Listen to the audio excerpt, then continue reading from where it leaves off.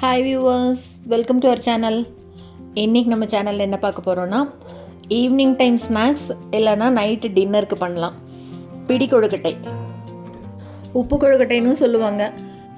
எண்ணெயெல்லாம் அதிகமாக சேர்த்தாமல் நல்லா ஹெல்த்தியான ஒரு ரெசிபிங்க.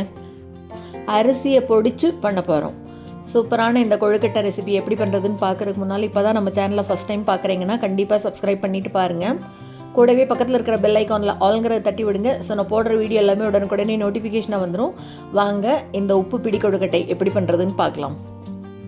இதுக்கு முதல்ல ஒரு மிக்ஸி ஜாரில் 1 கப் அளவு அரிசி எடுத்துக்கிறேன். பச்சரிசி எடுத்து பண்ணுறேன். பச்சரிசியில் பண்ணால் தான் நல்லாயிருக்கும். இது 1 கப் அளவு பச்சரிசி எடுத்துகிட்டு இது கூட 1 டேபிள் ஸ்பூன் அளவு துவரம்பருப்பு சேர்த்துட்டு கூடவே 1 டீஸ்பூன் சீரகம், 1/2 டீஸ்பூன் மிளகு, இது 4ஐயும் சேர்த்து ரவா பதத்துக்கு அரைச்சிக்கணும். ரொம்ப குரணையாகவும் இருக்க வேண்டாம், ரொம்ப நைஸாகவும் அரைச்சிடக்கூடாது. பாருங்கள், இந்த மாதிரி ரவை பதத்தில் அரைச்சி எடுத்துகிட்டு வைக்கலாம், இருக்கட்டும். இப்போ ஒரு வாணலியில் தேங்காய் எண்ணெய் விட்டுருக்கேன். தேங்காய் எண்ணெயில் பண்ணால் நல்லா இருக்கும். எண்ணெய் நல்லா சூடான உடனே கடுகு, சீரகம், கூடவே 1 டீஸ்பூன் அளவு உளுத்தம்பருப்பு, இதுக்கு கடலைப்பருப்பு சேர்த்துறதில்ல. இது கூட ஒரே ஒரு காஞ்ச மிளகாய் கிள்ளி சேர்த்துட்டு பருப்பு பொன்னிறமாக வர வரைக்கும் வறுத்துக்கலாம். இப்போ இது கூட 2 பச்சை மிளகாயை நீட்டமாக கீறி சேர்த்துருக்கேன்.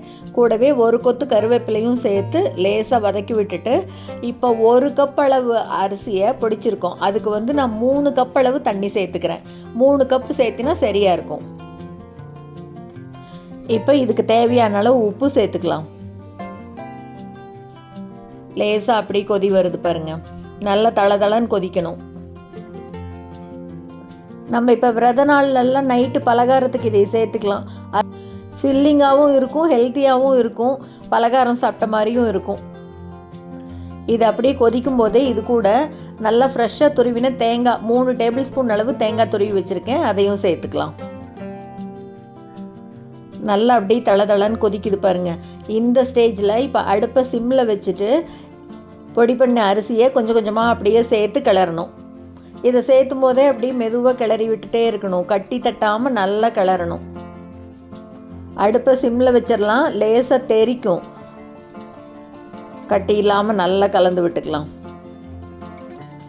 பாருங்கள், நல்லா இந்த மாதிரி கொஞ்சம் கெட்டியாக வந்த உடனே இப்போ ஒரு மூடி போட்டு மூடி வச்சிடலாம். நல்லா வேகணும். ஒரு 10 நிமிஷம் ஆகும். அப்படியே இருக்கட்டும். சிம்லையே நல்லா அப்படியே வெந்து வரும். இப்போ ஒரு 10 நிமிஷம் கழித்து அப்படியே பார்க்கலாம். பாருங்கள், நல்லா அப்படியே சூப்பராக வெந்து வந்திருக்கு பாருங்கள். இந்த அளவுக்கு ஃபுல்லாக தண்ணி ஃபுல்லாக இழுத்துருச்சு. இந்த அளவு நல்லா வெந்து வரணும். வானிலையில் அப்படியே ஒட்டாமல் வருது பாருங்கள். இந்த மாதிரி வந்ததுன்னா நல்லா வெந்துருச்சுன்னு அர்த்தம். பாருங்கள், ஒட்டாமல் எவ்வளோ நல்லா வருது. போதும். இந்த அளவுக்கு வந்த உடனே இப்போ அடுப்பை ஆஃப் பண்ணிவிட்டு இதை ஆற வைக்கணும். நான் ஒரு தட்டத்தில் போட்டு ஆற விட்டுருக்கேன். நீங்கள் அப்படியே ஆற வச்சாலும் ஆற வைக்கலாம். இப்போ கொஞ்சம் கை பொறுக்கிற சூடு வந்தோடனே கையில் லேசாக தேங்காய் எண்ணெயை தொடச்சிட்டு இதை நம்ம வேணுங்கிற சைஸில் வேணுங்கிற ஷேப்பில் பண்ணிக்கலாம். நான் இன்றைக்கி கொழுக்கட்டையாக தான் பண்ணுறேன். இந்த மாதிரி கையில் எடுத்து இப்படியே பிடிச்சி வச்சிடலாம். கொழுக்கட்டை ஷேப்பில் இந்த மாதிரி பண்ணிக்கலாம். பதம் நல்லா கரெக்டாக இருக்குது. தண்ணி அதிகமாகவும் இல்லை, வரன்னு இல்லை. நல்லா அப்படியே வெந்து வந்திருக்கு பாருங்கள். 1 கப் அரிசிக்கு 3 கப் தண்ணி விட்டிங்கன்னா கரெக்டாக இருக்கும். எல்லாத்தையும் இதே மாதிரி பிடிச்சு இட்லி தட்டத்தில் வச்சு ஆவியில் வேக வச்சு எடுக்கணுங்க. இந்த பக்கம் தண்ணி வச்சுருக்கேன். தட்டத்தை வச்சு மூடி விட்டுடலாம். ஒரு 10 நிமிஷம் இருக்கட்டும். இப்போ அடுப்பை அப்படியே கொஞ்சம் பெருசு பண்ணி மீடியம் ஃப்ளேமில் வச்சு 10 நிமிஷத்துக்கு விட்டுடலாம். நல்லா வெந்து வரட்டும்.